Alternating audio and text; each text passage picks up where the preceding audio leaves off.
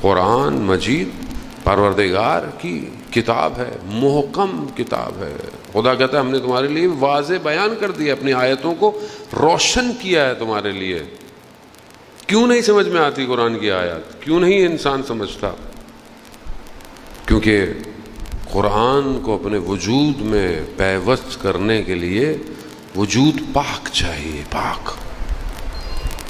ہر کوئی، خود قرآن کہہ رہا ہے، وہ جو حقیقت ہے قرآن ہے، اس کو نہ پہاڑوں نے لیا نہ کوئی اور چیز تحمل کر پائی، وہ قلب پیغمبر پر اترا ہے۔ قرآن جو حقیقت ہے اسی کو بہت نیچے لے کر خدا نے اس صحیفے کے ذریعے، یہ جو ہمارے پاس کتاب کی صورت میں ہے۔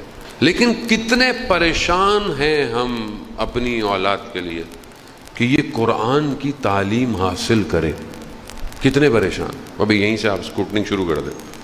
میں تو دیکھیں آتا اس لیے ہوں کہ آپ چیک لسٹ لے کر بیٹھا کریں کہ میں کہاں ہوں، ٹیکسٹ کہاں ہے۔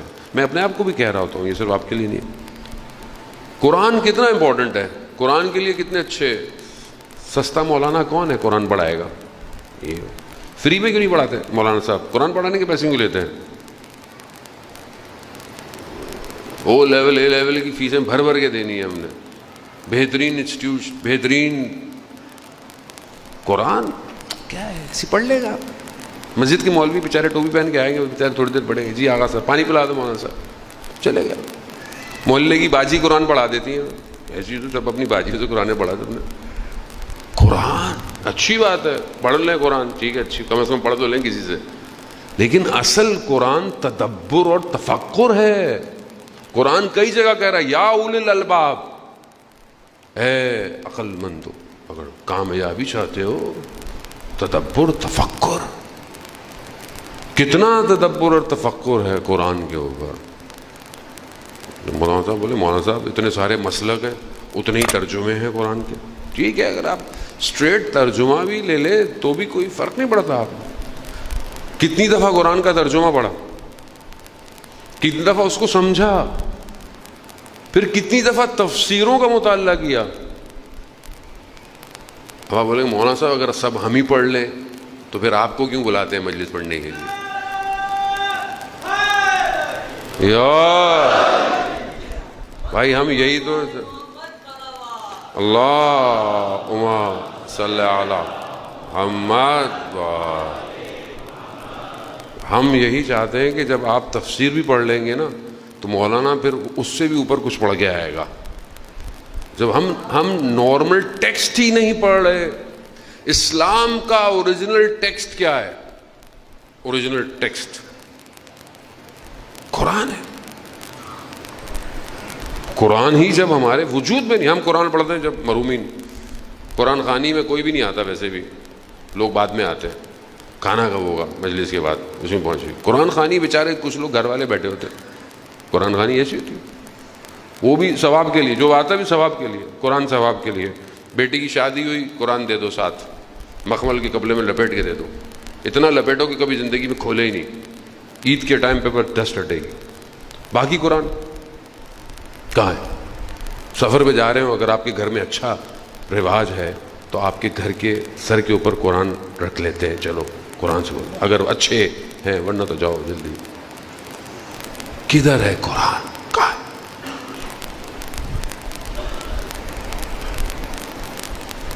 قرآن کو دیکھنا عبادت، سننا عبادت، پڑھنا عبادت، لیکن جب تک یہ تفکر میں، تدبر میں تبدیل نہیں ہوتا، قرآن معاشرے کو ڈرائیو نہیں کرے گا۔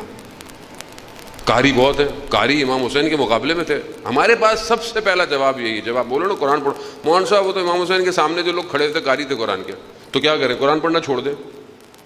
نماز بھی پڑھتے تھے وہ لوگ، بہت سے لوگ اس لیے نماز بھی نہیں پڑھتے۔ ناطق قرآن جب جنگ میں نیزوں پر خالی ڈبے تھے، وہ قرآن بھی نہیں تھا، اٹھایا، لوگ ہل گئے، مولا قرآن قرآن۔ بے بصیرتی کا یہی عالم ہوتا ہے، جب انسان ولی الزمان سے دور ہو جائے. کیا کہا؟ مولا قرآن اٹھا لیا نیزوں پہ. امام نے فرمایا میں ناطق قرآن ہوں، میری سمجھ میں نہیں آ رہی تمہیں؟ عزیزان محترم، اگر ہم چاہتے ہیں، ان شارٹ بریکٹ کلوز، اگر چاہتے ہیں وقت کے امام تک پہنچے، اگر چاہتے ہیں، آیت اللہ عظمہ بہجت فرماتے تھے رضوان اللہ تعالیٰ علیہ، لوگ کہتے تھے وظیفہ دیں امام زمانہ کی زیارت کریں. ہر کسی کو وظیفہ چاہیے، وظیفہ والی قوم ہے ہم تو ویسے بھی. وظیفہ دے دیں امام زمانہ کا زیارت کریں. وہ کہتے تھے کہ اگر امام زمانہ کی زیارت چاہتے ہو تو قرآن کی زیارت کرو.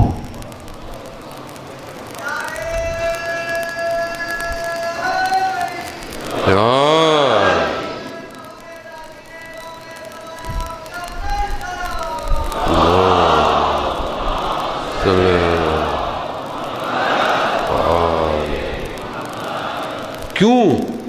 کیونکہ وہ جو امام ہے وہی قرآن ہے، اور جو قرآن ہے وہی امام ہے.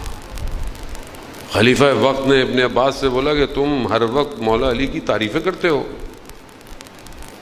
اس نے بولا میں تو قرآن کی آیتوں کی تلاوت کرتا ہوں، اور میں قرآن کی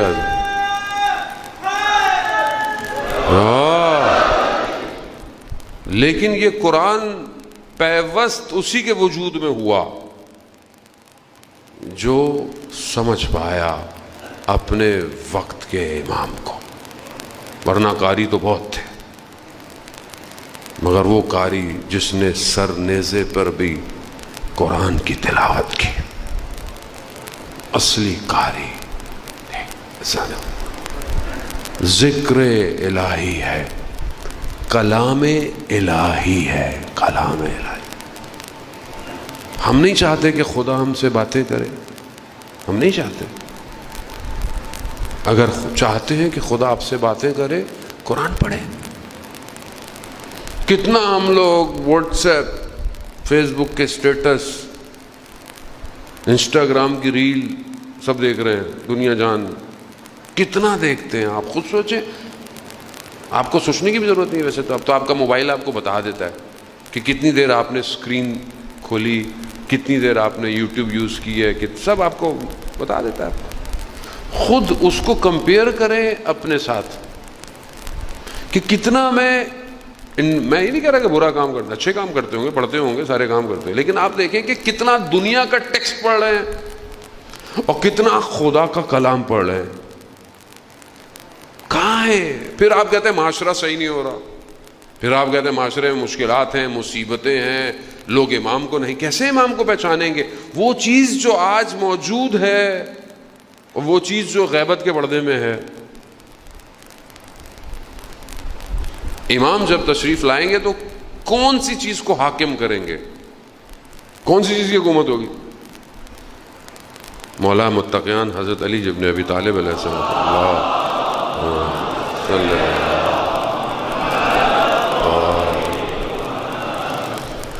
امام نہج البلاغہ میں جہاں اپنے اصحاب کو یاد کرتے ہیں، امام نے اظہار شکوہ بھی کیا، گلہ بھی کیا ہے ان لوگوں سے جنہوں نے امام کو پہچانا نہیں اور امام کو چھوڑ دیا دور.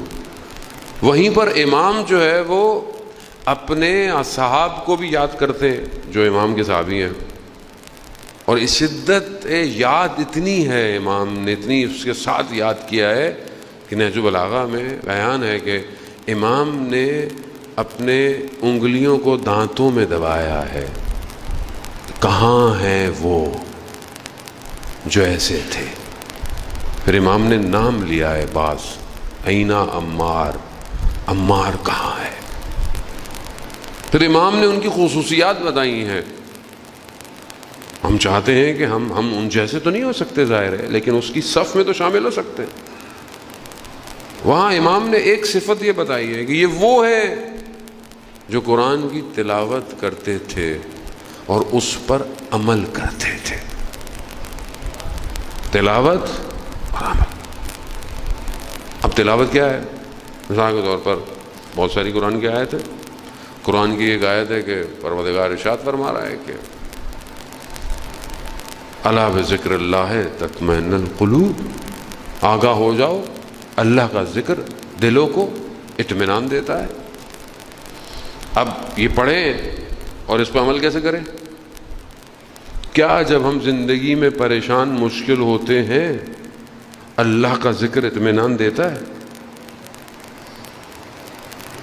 ان اللہ مع الصابرین، بے شک اللہ صبر کرنے والوں کے ساتھ ہے. لیکن کیا زندگی میں صبر کرتا ہوں؟ ان مع العسر یسرا، بے شک ہر مشکل کے بعد آسانی ہے. خوب یہ الم یعلم بان اللہ یرا، مگر تم نہیں جانتے کہ خدا تمہیں دیکھ رہا ہے. کوئی قرآن کی آیت ہے.